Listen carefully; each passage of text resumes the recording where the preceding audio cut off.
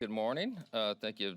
Representative Kagan's doing an extraordinary job for Virginia, and the president himself has said that he wants maximum transparency and all credible evidence to be turned over to the American public so that everyone can make their own decisions. We're owed that.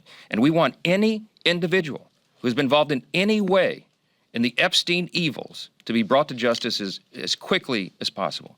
And the law should be brought down upon their head. We're unequivocal about that. Families and all of the issues she works so hard on. What we refuse to do is participate in another one of the Democrats' political games. This is a serious matter. We are not going to let them use this as a political battering ram. The Rules Committee became the ground for them to do that. We're not going to allow them to engage in that charade anymore. Why do I call it a charade? Because the Democrats are trying to play gotcha politics right now.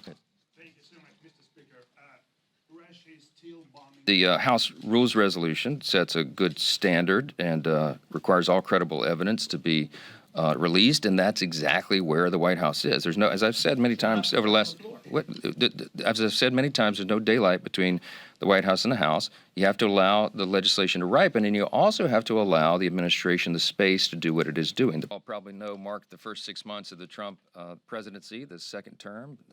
There's no purpose for Congress to push an administration to do something that they're already doing.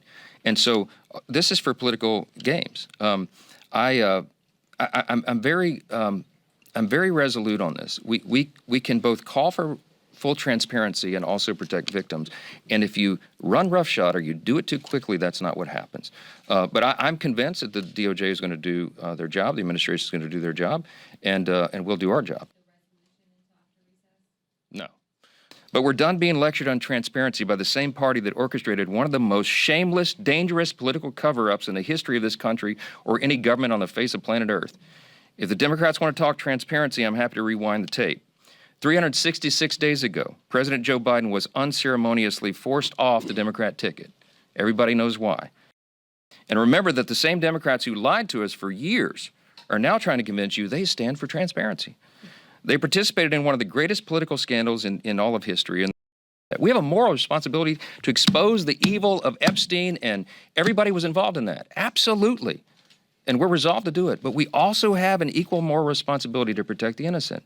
And that is a fine needle to thread. And we could all give ourselves easy political cover and come out and do something in a haphazard fashion, but I would not be able to sleep at night because I know our legal responsibility. I understand what the legal standard is, but more than that, the moral standard, okay? So we're going to do this, and we're going to do it expeditiously. We're going to do it the right way. I don't understand Thomas Massie's motivation. I really don't. I don't know how his mind works. I don't know what he's thinking. Thomas Massie could have brought his discharge petition any time over the last 4.5 years. Over the last 4 years of the Biden administration, he could have done that at any time. And now he's clamoring as if there's some sort of timeline on it.